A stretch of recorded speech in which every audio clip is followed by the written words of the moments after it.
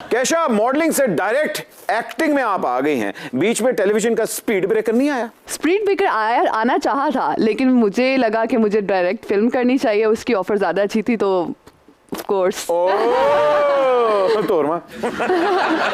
केशा, आपके साथ कास्ट करने के लिए हीरो को ऑडिशन करना पड़ता है या उसकी हाइट देखी जाती है? उफ, ये तो ना पूछने वाला क्वेश्चन था।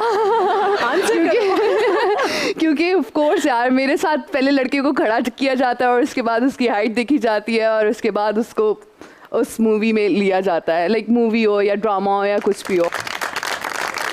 आपकी हाइट कितनी है? 5'11". तो कमरे में जाले आराम से उतार लेती हैं।